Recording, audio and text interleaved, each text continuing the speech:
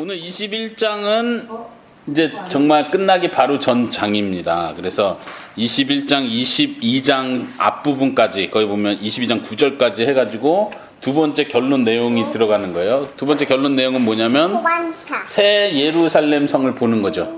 지금 중요한 건 뭐냐면 17장부터 시작해서 여러분들 한번 57페이지 먼저 보시겠어요?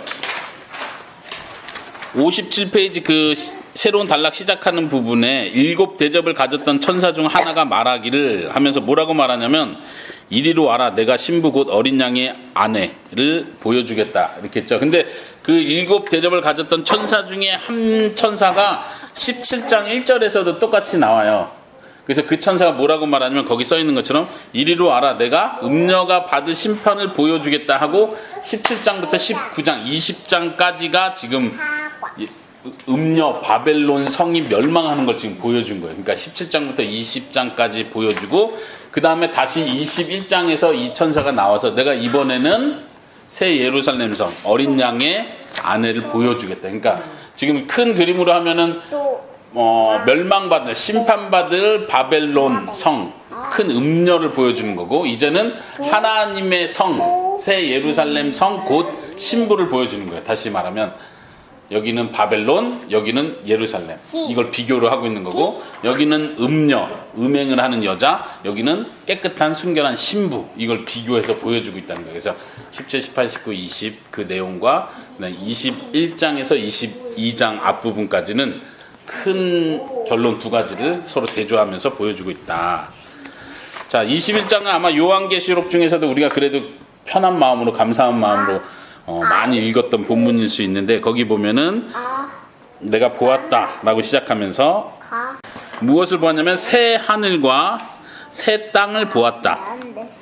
거기 새로운이라는 단어 카이노스 이렇게 헬라어로 적어놨죠. 그 단어가 중요한 단어예요.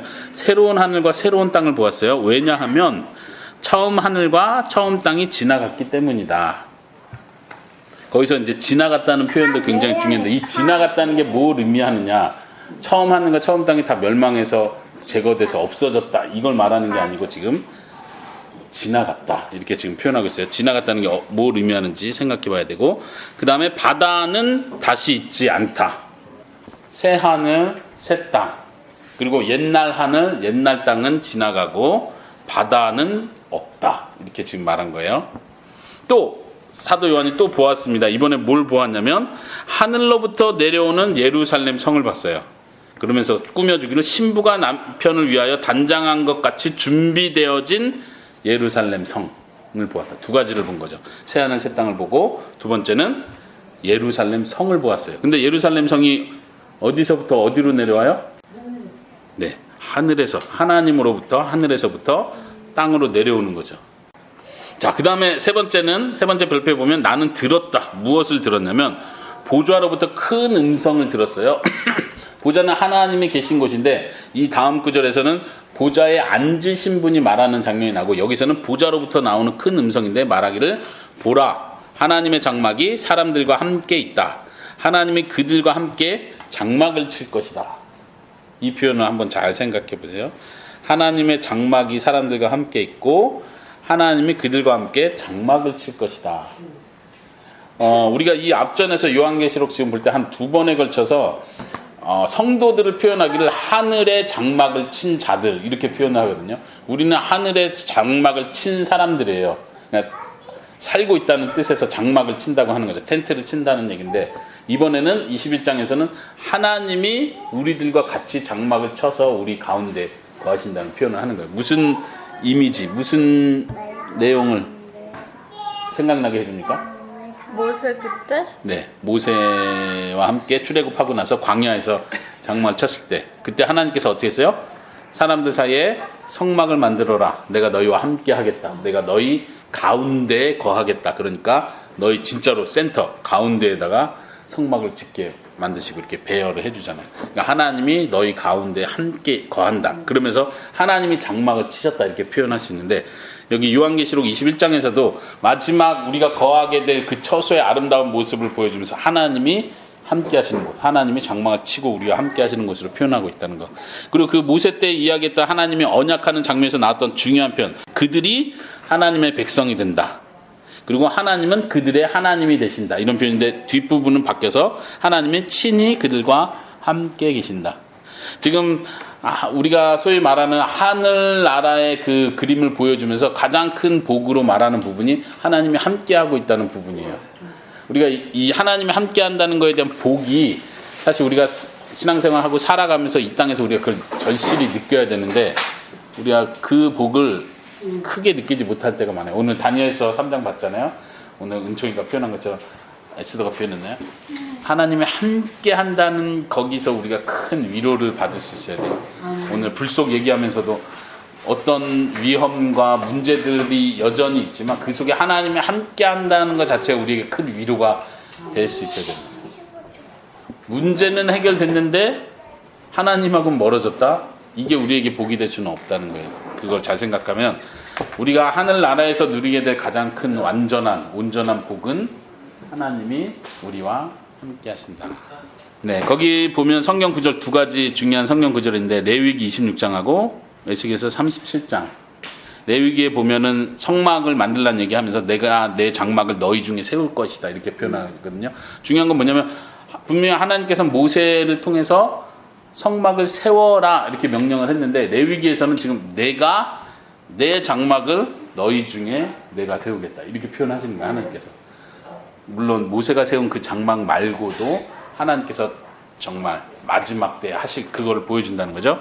에스겔서 37장은 거기서도 하나님께서 성전 환상을 보여주시면서 내 처소가 그들 가운데 있을 것이다. 성막을 가리키는 거죠. 이런 것의 성취로서 요한계시록 21장을 보여주고 있다는 것입니다.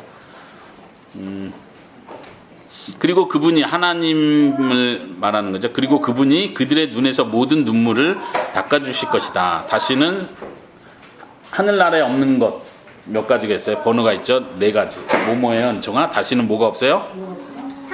사망이 없고 슬픔, 통곡, 아픔이 다시 있지 않을 것이다. 이제 개역개정이나 신성경에서 이 4가지가 좀 다르게 단어가 쓰였을 거예요. 여기 원어에서 좀 가까이 했으니까 이걸 기억해 보세요.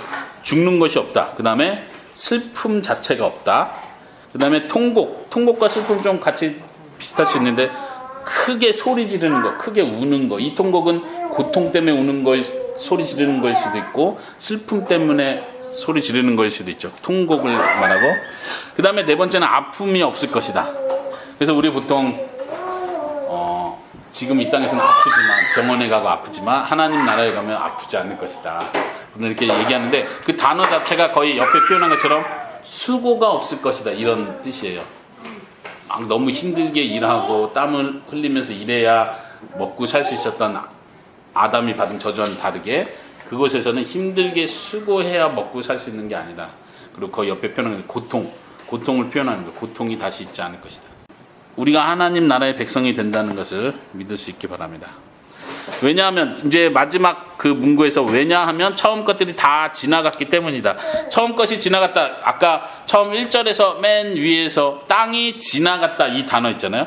땅이 지나갔다는 표현하고 지금 처음 것이 다 지나갔다는 표현하고 같은 단어를 쓰고 있어요. 지나갔다는 표현. 처음 것이 사라지고 그 다음에 새로운 것이 왔다. 이런 표현을 하는 거예요. 그래서 처음 하늘과 처음 땅이 사라졌다는 게 뭘 의미하느냐를 생각할 때 바로 사망, 슬픔, 통곡, 아픔이 사라진 거를 처음 하늘, 처음 땅이 사라졌다고 보는 거예요. 자, 그 다음에 여러분은 교재 중간에 보좌에 앉으신 분, 하나님이에요. 여기는 분명히. 하나님께서 이제 직접 말씀하는 장면이 나와요. 요한계시록 전체에서 하나님이 보좌에 앉으신 분이 말씀하신다. 이건 여기만 나오는 표현이에요. 하나님 뭐라고 말하는지 한번 들어봅시다.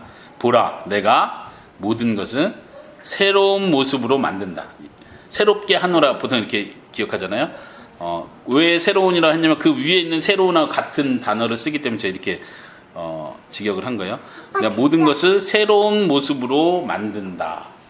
이 새로운 모습으로 만든다는 말 단어 자체가 의미 자체가 지금 옛날 걸 다 부셔버리고 이거 없어졌으니까 내가 다시 만들 거야 이런 의미가 아니고 옛날 것을 새롭게 만든다는 말 그대로 갱신한다는 의미로서 이해하는 게 좀 더 자연스러운 것 같아요. 네. 그래서 거기 아래 보시면은 옛 우주의 제거, 없애버리고 재창조인가. 1절은 좀 그렇게 표현하는 것 같아요. 처음 것이 지나갔다, 사라졌다 이런 표현을 할 때. 아니면은 우주의 갱신을 말하는가, 회복하는 걸 말하는가.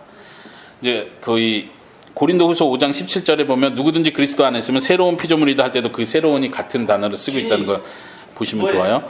이전 것은 지나갔다. 지나갔다는 표현. 아까 처음 하늘 처음 땅이 지나갔다는 표현하고 비슷한 단어를 쓰고 있어요. 그리고 보라 새로운 것이 되었다. 우리가 이미 새로운 것이 되었다는 거예요. 다시 말하면 우리가 예전 것은 지나가고 우리가 새롭게 됐다고 했을 때 내가 없어지고 다른 복제인간 최용진이 생기는 게 아니잖아요. 그런 의미에서 이 만물을 하나님께서 똑같이 새롭게 한다라고 선언하실 때는 지금 현재 있는 만물을 새로운 질적인 새로움으로 바꾸신다는 의미로 이해하는 게 좋을 것 같아요. 네, 이 부분 이해되세요? 새롭게 한다는 의미. 물론 이제 요한계시록을 해석하는 학자마다 두 가지 크게 나눠지는 거예요. 어떤 학자들은 전혀 이걸 옛날 거 다 부셔버리고 전혀 다시 시작한다는 의미로 새롭게 한다고 이해하는 학자들도 있고요. 제가 지금 표현한 것처럼 질적인 차원에서 갱신한다고 이해하는 학자들이 크게 나눠집니다. 두 가지로. 자, 거의 화살표를 제가 읽어볼게요. 하늘, 땅, 바다는 악의 세력에 의해 오염되었기 때문에 세워져야 한다. 하나님께서는 악의 근원을 제거하심으로써 모든 것을 새롭게 한다. 그 진한 표현으로 했는데 하나님이 하시는 건 악의 근원 자체를 제거하는 거예요. 그래서 바다가 없다라고 표현하는 거, 바다를 제거하셨다는 표현을 쓰는 의미 자체가 진짜 바다가 천국에는 진짜 바다가 없다는 말이 아니라 악의 세력으로서 악을 상징하는 악의 출처로서의 바다가 없다. 그런 의미에서 악의 근원을 제거하신다는 걸 보여주는 상징으로 이해하는 겁니다. 악의 근원을 제거하심으로써 모든 것을 새롭게 하신다. 새롭게 된다는 의미는 사망, 슬픔, 통곡, 아픔의 제거를 통해 표현된다. 그게 없는 모습. 네. 넘어가서 그 박스 뒤에 넘어가서 은총 질문 있어요? 그러면 근데 천국이라고 하잖아요. 근데 왜 에덴 동산이요 천국이에요? 예, 그래서 지금 좋은 질문인데 언어 정리를 좀 할 필요가 있어요. 21장에서 이따가 뒤에 나올 텐데 그래서 일부러 말 안 했었는데 은총이 좋은 질문을 했어요. 뭐냐면은 지금 21장에 보여주는 건 소위 말하는 하늘에 있는 나라를 말하는 게 아니에요. 왜냐면 지금 새 하늘, 새 땅이 왔잖아요. 지금 땅이에요. 이게 하늘이 아니고.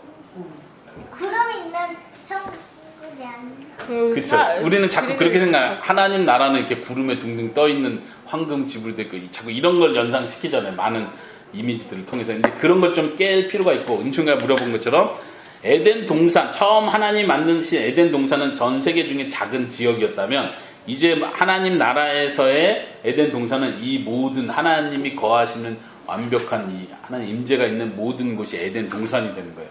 그리고 이제 오늘 하고 다음 시간에 보겠지만 이 예루살렘 성 자체가 하나님의 성전이 되고 예루살렘 성 자체가 에덴 동산이 되는 거예요.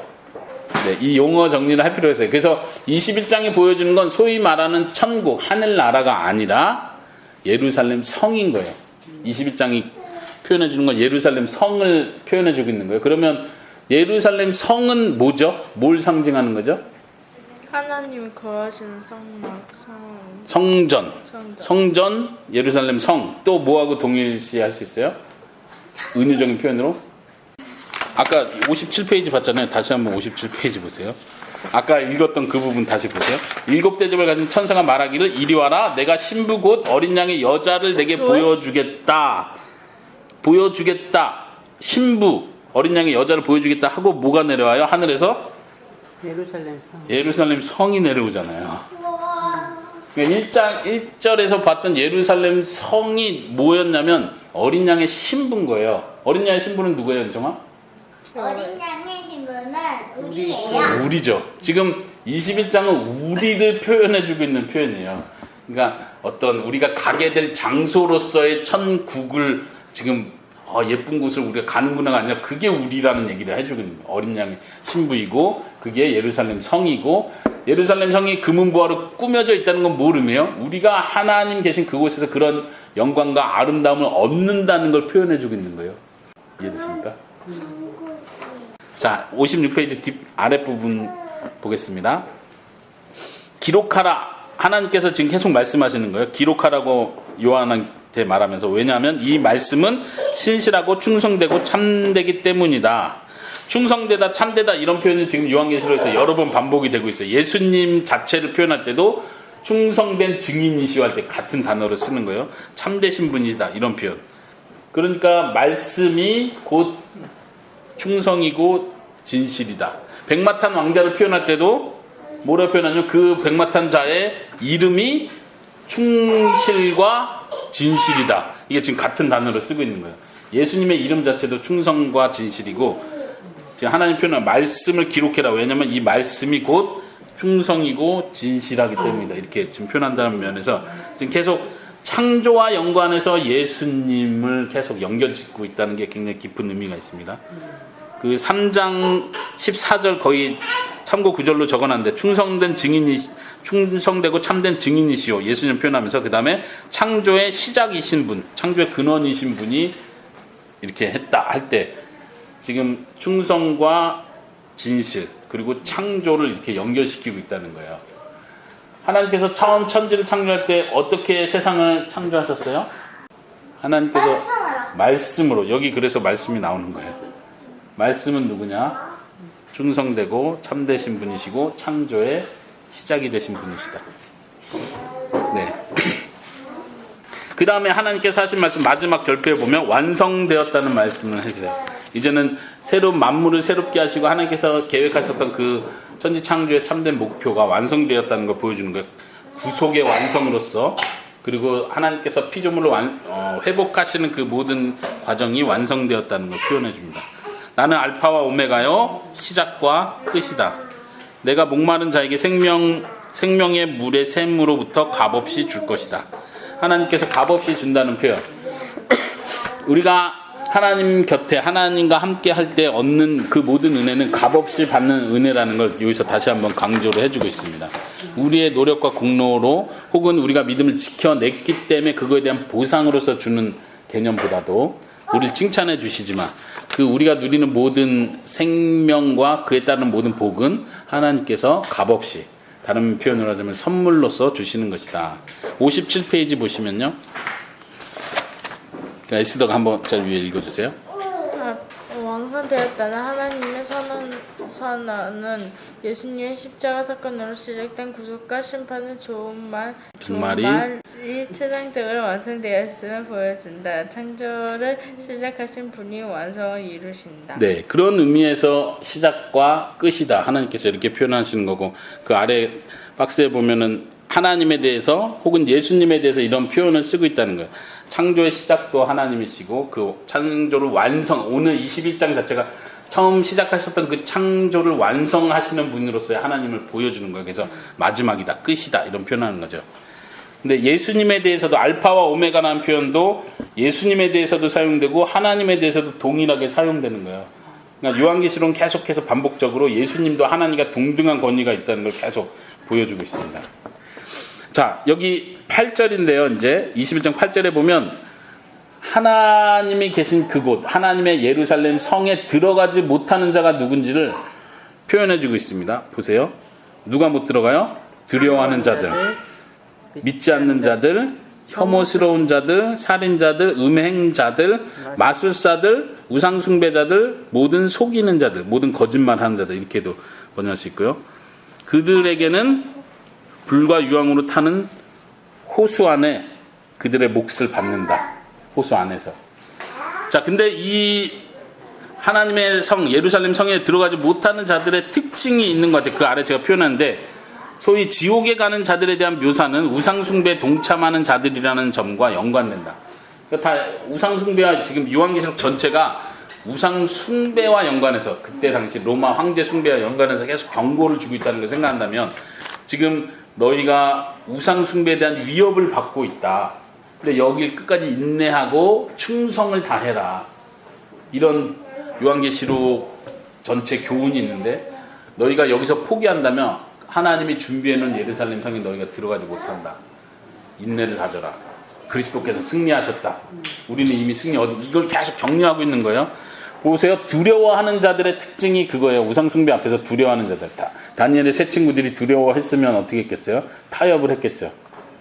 그 우상숭배와 연관해서 생각할 수 있다는 거예요. 그리고 믿지 않는 자들이라 하는데 보통은 뭐 복음을 믿지 않았다, 예수를 믿지 않았다 이렇게 생각할 수 있지만 그 믿는다는 단어 자체가 충성한다는 단어예요. 아까 예수님을 가르쳐서 충성되고 진실한 할 때 그 충성이라는 단어와 같은 단어인데 거기다 반대 뜻이 되는 아라는 헬라어 부정 접두어를 붙이면 불충성이 되는 거죠. 혹은 믿지 않음 이렇게도 번역을 하는 건데 저는 개인적으로는 불충성한 자들하고 연결된다고 생각하고 그 다음에 혐오스러운 자들, 살인자들, 음행자들이 다 지금 우상 숭배와 굉장히 연관되는 죄악들이라는 걸 감 잡을 수 있어요. 음행하는 여자의 특징 자체 혐오스러움, 하나님 보시기에 가증스럽다 이렇게 말할 수 있고 살인자들도 우상 숭배와 연관해서 거기에 숭배하지 않은 자들을 죽이는 사람들이 있었겠죠. 그 다음에 마술도 그 우상 숭배 속이는 자들도 그 요한계시록 앞부분에서 보면은 거짓 선지자들 그들 또 우상 숭배자들 사단의 회에 속한 자들을 거짓말하는 자들 이렇게 표현을 하는데 다 그것과 연관되어 있다고 생각이 듭니다. 자, 그 다음에 9절부터 21절까지 그리고 한 장 더 넘기시면 22절부터 마지막 절까지 전체적으로는 새로운 예루살렘 성에 대해서 설명을 하고 있어요. 아까 말했듯이 새로운 예루살렘은 뭐를 가리킨다고 했어요? 예루살렘 성은 뭐예요? 이 성이? 우리 신부들, 어린 양의 신부. 예수를 믿는 우리들이 예루살렘 성이 되는 거고 어린 양의 신부가 되는 거예요. 그렇다면 우리가 받는 예수님 믿는 자들이 받는 그 복이 무엇인지를 21장에서 보여주고 있다는 거 기억하시면서 한번 봅시다. 자, 거기는 제가 좀 정리를 해놨는데요. 이제 성령에 이끌려서 성령 안에서 천국의 모습을 보게 됩니다. 거기 조그만 네모들 있죠. 조그만 네모들 보시면요. 성의 모습이 어떤지 한번 은총이가 읽어주세요. 하나님의 영광을 소유하고 있으므로 그 빛이 수정처럼 빛나는 벼룩처럼 값비싼 보석 같은 깨끗한 유리 같은 순수한 금. 네. 또 그 아랫절은 정사각형, 정육면체. 예. 지금 성의 모습을 제가 정리를 했어요. 보세요. 이 성 자체가 하나님의 영광을 소유하고 있는 거예요. 우리의 모습이 하나님의 영광을 소유하는 모습이에요. 그 빛이 수정처럼 빛나는 벽옥처럼 값비싼 보석 같다. 이 성 자체가 보석으로 만든 성 같다는 거예요. 한번 생각해 보세요. 그리고 성 자체가 깨끗한 유리 같은 순수한 금으로 돼 있다 이렇게 표현하는 거예요. 지금 거기 단어 보면 깨끗한이라는 단어, 순수한이라는 단어가 지금 똑같은 단어예요. 맑은 유리 이렇게 번역을 했는데 깨끗한 유리로 제가 번역을 했습니다. 깨끗한 유리 같은 혹은 순수한으로 번역해서 순수한 금, 그래서 순금 이렇게 표현하죠. 그리고 아주 특별한 것은 성의 모습이 정사각형이래요. 그 측량을 해봤는데 각 면이 12,000 스타디온, 그래서 각 면이 2,400km. 이거는 로마의 국경, 예, 로마의 국경의 그 길이라고 그래요. 그러니까 로마 전체의 길이만한 예루살렘 성이 하나가 새로 생긴 거예요. 근데 보통 성하면 이렇게 둥근 모양을 생각하는데 둥근 모양이 아니고 어떤 모양이요? 큐브. 뭐라 해야 되나요? 가로, 세로, 높이가 성경에 표현됐는데 다 2,400km예요. 그럼 생각해 보세요. 2,400km의 높이로 생긴 성. 길이 가로. 하여튼 지금 여기서 중요한 건 정사각형이라는 표현 자체가 완전성을 표현해 준 거예요. 그리고 12라는 숫자 자체가 지금 계속 완전성, 모든 걸 다 포함한다는 12지파할 때도 12. 그랬을 때 완벽한 하나님의 성을 보여주고 있다. 그 다음에 거기 그 정사각형 제일 끝에 줄에 보면은 에스겔서하고 왕상 그 성경 구절 있잖아요. 에스겔서는 성전 환상에서 성전이 하나님의 성전 자체가 정사각형이라는 걸 표현해줘요. 근데 지금 요한계시록은 예루살렘 성 자체가 정사각형이라고 표현해주고 에스겔서 환상에서는 성전 자체가 정사각형이라고 표현하고 왕상은 솔로몬이 지은 성전의 지성소가 정사각형이라는 걸 표현해줘요. 그러니까 이 정사각형이 의미하는 바가 완전성을 의미하는 거예요. 그리고 예루살렘 성 자체가 성전이라는 거, 그리고 성전 중에서도 하나님이 거하는 지성소라는 걸 굉장히 강조하고 있다는 거죠. 다시 말하면 하나님이 충만히 임재하고 계신 바로 그곳이다, 이런 의미로 이해하면 좋을 것 같아요. 그 다음에 성벽에 대해서 표현하기를 크고 높다. 그 다음에 높이가 144규빗, 한 70m 정도로 보고요. 그 다음에 벽옥으로 돼 있다. 성도 벽옥이고 성벽도 벽옥이고, 영어로는 제스퍼. 근데 이 오팔이라는 단어가 중요한, 오팔이 아니라 제스퍼. 벽옥이 중요한 이유가 4장 3절, 요한계시록 4장 3절에 보면 보좌에 대한 환상을 설명해 주면서 보좌에 계신 분의 모습이 벽옥과 같았다, 이렇게 표현하거든요. 그러니까 하나님의 영광을 소유하고 있다, 이런 의미에서 하나님의 성도들이 하나님의 모습과 같은 모습을 지닌다는 걸 보여주는 것 같아요. 예. 그 다음에 성문 있고 기초석 있는데, 기초석을 먼저 보여줄게. 우리 인총이. 이거는 지금 여기는 제사장의 흉배를 표현할 때 출애굽기 28장에 나온 보석들이 12가지가 있어요. 근데 이 12가지가 요한계시록에서 나오는 그 기초석과 굉장히 중복이 돼요. 이제 영어로 따질 것 같으면 다 그 단어들이 그대로 다 등장하거든요. 요한계시록에서도. 지금 이제 보석들을 이렇게 표현했고, 제가 좀 더 자세히 보여드리겠습니다. 성벽을 세우는데, 예루살렘 성벽을 세우는데 그곳에 12개의 기초석, 그러니까 기둥을 세울 수 있는 중요한 기초석이 있는데, 그 기초석이 다 보석으로 되어 있다는 얘기를 하는 거예요. 여기서 12개 보석으로, 아름다운 보석으로 예루살렘 성전의 기초가 세워지고, 성벽이 세워지고, 성이 세워졌다는 건 뭘 의미할까요? 왜 이렇게 보석 얘기를 자꾸 할까요? 우리는 물질적인 축복을 바라고 천국에 가는 게 아니잖아요. 보석이 그때는 권위나 그런 걸. 권위? 아니, 그러니까 큰 나라일수록 우리가 보석 받으려고 천국 가는 거 아니잖아요. 보석 같은 사람이다. 보석 같은 사람들이다. 좋은 표현이에요. 혁수 형제님은 왜 천국의 모습이 이렇게 막 아름답다, 보석으로 다 만들어졌다, 이런 표현을 왜 자꾸 할까요? 현실 세계하고 좀 대비하기 위해서 환상의 최고의 하는 거죠, 그죠? 그러니까 귀하고 네. 값진 값지다는 표현, 또 아름답다는 표현, 또 귀하다, 아까 에스더 표현하는 고귀함, 그죠? 그게 지금 다 표현된 거예요. 영광스러움, 고귀함, 아름다움, 값지다. 근데 중요한 표현 잊지 말아야 될 게 뭐냐면, 이 예루살렘 성이 뭐라고 했어요? 우리는 뭐라고 했어요? 어린 양의 신부라는 데 포인트가 있는 거예요. 하나님께서 자기 아들 예수님의 신부를 직접 데려오는데, 사실 우리는 예수님과 결혼할 만한 가치가 있는 사람이 아니잖아요. 그냥 구렁텅이에서, 우리는 진흙덩이에서 하나님이 우리를 데려왔는데, 이걸 자기 아들에게 신부로 만들어 주시려고 하는 거예요.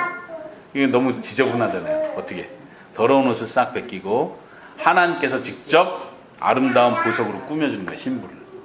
그냥 이게 얼마나 우리가 영광을 얻고 있는지를 보여줘요. 근데 그 보석들, 아까 벽옥 얘기한 것처럼 하나님을 표현한 그 벽옥이라는 하나님의 모습 같은 거를 그대로 신부한테 다 덮어주는 거예요.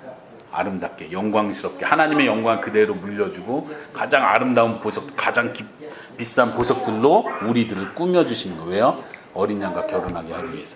그렇게 하나님께서 준비해 주시는 거예요. 이런 모습을 보면 우리가 하나님께로부터 받는 그 은혜가 얼마나 큰지를 생각해 볼 수 있겠죠?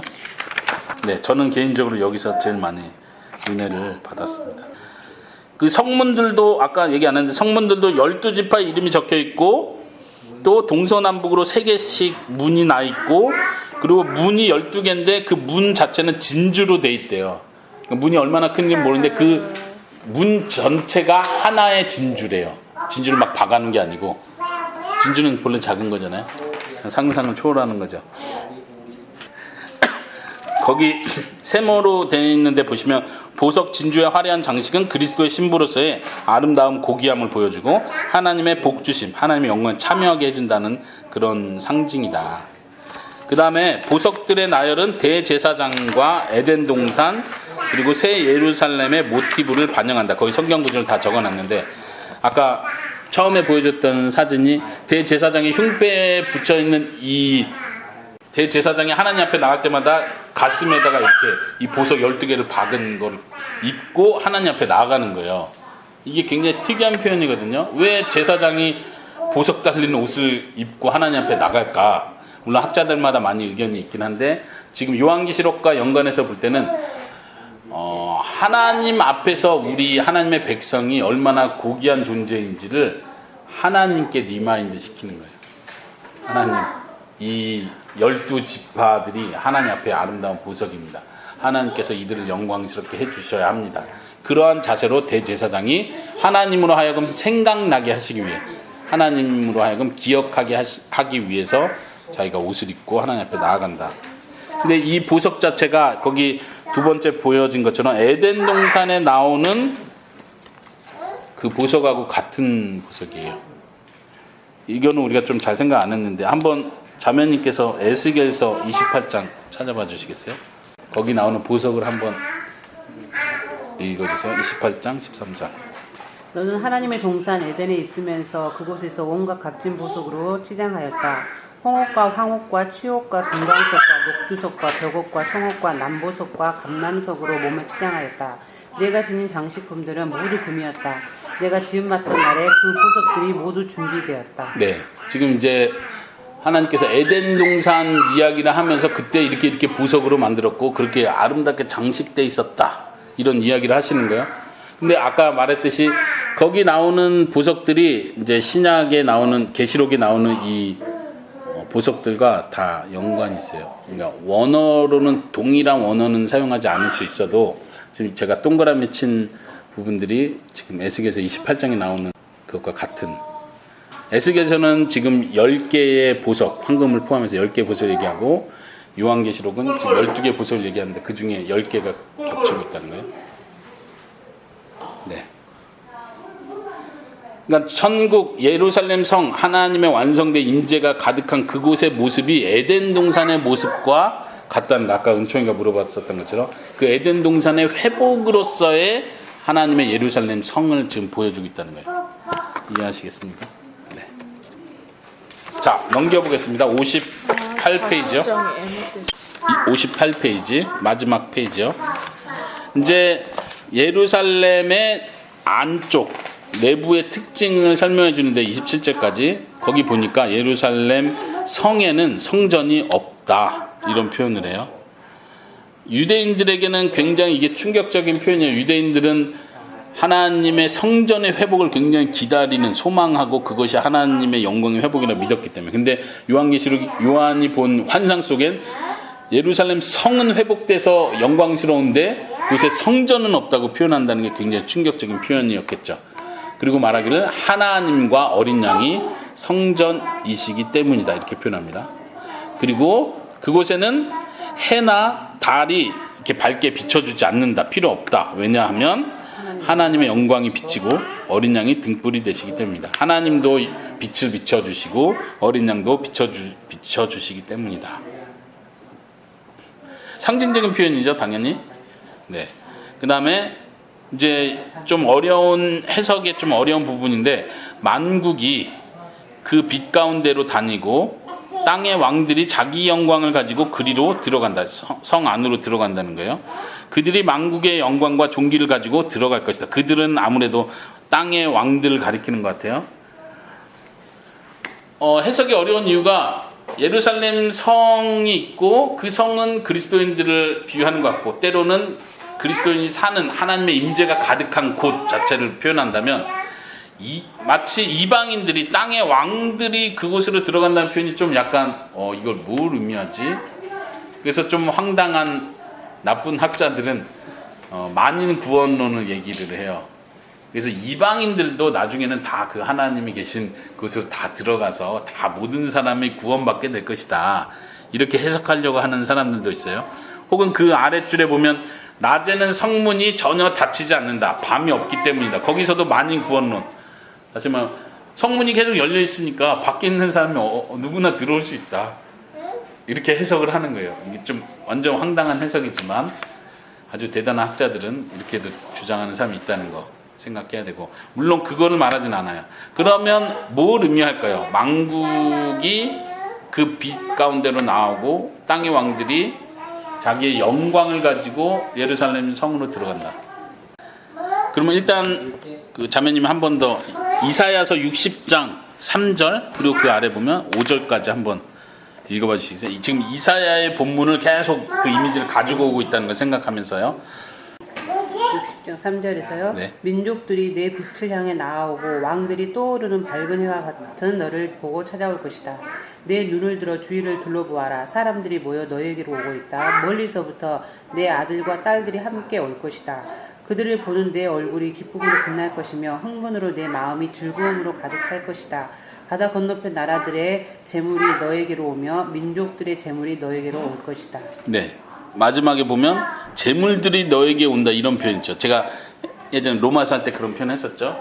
재물들이 마지막 회복된 예루살렘 성에 온다는 그 개념, 그 사상이 되는데 지금 요한계시록 이 구절도 지금 만국의 영광과 존귀를 가지고 그 성으로 들어간다는 표현 자체가 지금 믿지 않는 자가 성으로 들어온다는 거에 초점이 있는 게 아니라 재물들이 몰려온다는 거예요. 여기서 재물은 단지 우리가 말하는 물질적 복을 나중에 누린다 이걸 강조하기 위한 게 아니라 하나님의 모든 영광이 이 세상에 하나님 나누셨던 모든 축복과 영광이 하나님이 임재하는 그곳, 곧 우리를 상징하는 예루살렘 성으로 모이게 된다는 거죠. 이사야서 60장 1절은 일어나라 빛을 발하라 유명한 표현이죠. 이는 내 빛이 이르렀고 여호와의 영광이 내게 임하였습니다. 지금 예루살렘 성을 표현하면서 영광이 있는데 하나님의 영광을 성이 받은 거예요. 이미 지금 이사야서 60장을 그대로 보여주고 있는 거죠. 그리고 예루살렘 성이 하나님의 영광을 받고 왕들이 모여들고 재물들이 모여드는 것을 보여주고 있습니다. 다시 설명해 드릴게요. 이사야서 60장 그 본문을 보면은 어떤 배경으로 얘기를 하냐면 마지막 때가 되면 예루살렘 성이 하나님의 영광을 받을 것이다. 그래서 빛을 발하게 될 것이고 만국의 백성이 몰려들 것이다. 너한테 올 것이다. 왜냐하면 너가 빛을 발하고 있기 때문에 만국의 백성이 모여들고 왕들이 올 것이고 재물들이 너에게 올 것이다. 이런 표현이 이사야서 60장이에요. 근데 그것을 그대로 지금 요한계시록에서 보여주고 있다는 거예요. 그게 성취되는 장면은. 그 예언에서 강조하는 건 뭐냐면 하나님이 나누셨던 모든 영광들이 하나님께로 돌아온다는 거예요. 그리고 그 예루살렘 성전을 중심으로 우리가 하나님의 성전이라면 그 모든 영광 우리가 받는다는 거죠. 일단 여기서 이 이미지가 보여주는 왕들에 대한 이야기가 나오는 건 뭐를 연상케 해주냐면 전쟁의 승리를 연결시켜 주는 거예요.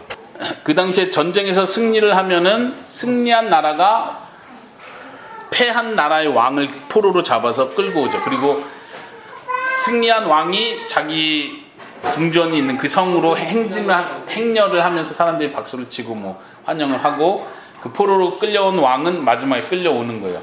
그리고 이들이 가지고 있는 모든 귀한 거를 가지고 가는 거예요. 우리 다니엘서에서 본 것처럼 이스라엘이 지니까 이스라엘이 가지고 있는 귀한 보물, 성전에 있는 그 금들을 바벨론 왕이 가지고 이동시켜버리냐. 그것과 지금 연결시키니까 하나님께서 승리하셨다. 전쟁에서 승리했다는 장면을 보여주는 면이 하나 있고 그 다음에 아까 표현했던 하나님께 속하는 모든 영광이 하나님께로 되돌아온다. 이걸 표현해주고 그 예루살렘 성이 우리를 표현한다면 하나님께서 그 모든 영광 우리에게 허락해 주신다. 이런 복을 누리게 된다는 차원으로 이해를 하는 거죠. 네. 이제 다음 시간에 22장 앞부분에서 또 에덴 동산과 연관해서 그 성전의 아름다움을 다시 좀 더 설명을 하게 될 거고요. 오늘은 여기까지 적용 3가지 별표를 읽어보도록 하겠습니다. 첫 번째 별표 시작. 하나님께서 우리와 함께 해주시는 것이 가장 큰 복임을 알자. 3절 7절에 하나님이 함께 장막을 치셨다. 함께 거하신다. 이런 표현을 했었고요. 두 번째 별표 시작. 새 하늘 땅에서 누리는 위로, 즉 사망, 슬픔, 고통, 아픔을 더 이상 경험하지 않게 되는 이유가 바로 어린 양의 죽으심 때문임을 기억하자. 아까 값없이 주신다. 그런데 이 값없이라는 표현 속에는 예수님이 이미 그 대가를 치르셨다는 걸 포함하고 있습니다. 재미난 표현이 그 통곡이라는 단어하고 눈물이라는 단어가 하나님께서 눈물을 씻어주신다 이런 표현이 계시록에 있었는데 통곡과 눈물이라는 단어가 히브리서에서 이렇게 표현이 돼요. 거기 성경 구절 보면요. 그는 육체로 계실 때 자기를 죽음에서 능히 구원하실 이에게 심한 통곡과 눈물로 간구와 소원을 올렸고 그의 경건하심으로 말미암아 들으심을 얻었느니라. 예수님에 대해서 설명하면서 예수님이 통곡과 눈물로 간구와 소원을 올렸다 이렇게 표현하는데 이 단어 자체가 계시록에서 반복되고 있다는 게 굉장히 의미심장한 거예요. 우리에게 더 이상 눈물과 통곡이 없습니다. 왜냐하면 예수님께서 그것을 다 치르셨기 때문에 그렇습니다. 예수님의 은혜라는 걸 기억하자. 자, 마지막 별표 같이 읽어보겠습니다. 마지막 별표 시작. 우리는 목말라 하는 자들인가? 우리는 두려워하며 불충한 자들은 아닌가? 우리 자신을 살펴야 할 것이다. 우리는 짐승의 나라와 그리스도의 나라 사이에서 어느 쪽에 충성할 것인지 날마다 선택해야 한다. 네.